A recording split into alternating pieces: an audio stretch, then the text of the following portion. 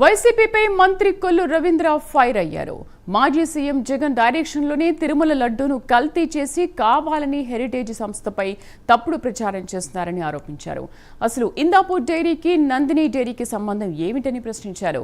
టీటీడీకి సంబంధించి ఆర్థిక లావాదేవీల పరంగా హెరిటేజ్ను సీఎం ఎక్కడ ఇన్వాల్వ్ చేయలేదని మంత్రి కొల్లు రవీంద్ర తెలిపారు. లేని విషయాన్ని తీసుకొచ్చి తిరుమల తిరుపతి పవిత్రమైనటువంటి తిరుపతి లడ్డు ప్రసాదాన్ని అపవిత్రం చేసి 1924లో కల్తీ నెయ్యి, అసలు నెయ్యే లేనటువంటి ప్రసాదంలో వాడారు నెయ్యికి బదులుగా. ఇవాళ దాన్ని తప్పించుకోవడం కోసం హెరిటేజ్ సంస్థ మీద బురద జల్లాలనే ఒక దుర్మార్గమైనటువంటి ఆలోచనతో ఇవాళ వైఎస్ఆర్ పార్టీ నాయకులు మాట్లాడుతూ ఉన్నారు. సాక్షాత్తు టీటీడీ చైర్మన్గా పనిచేసినటువంటి వైవి సుబ్బారెడ్డి గారే చెప్పారు కల్తీ జరిగిందని.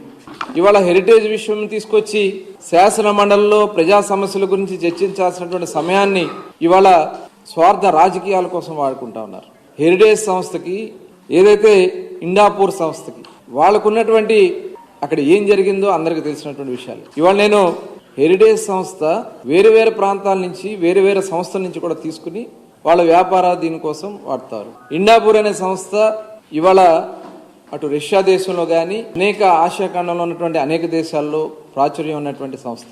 వాళ్ళు చాలా మందికి సప్లై చేస్తారు. ఏదైతే వాళ్ళ ప్రోడక్ట్ మిల్క్ ప్రోడక్ట్స్ ఉన్నాయో అవి ఇస్తారు.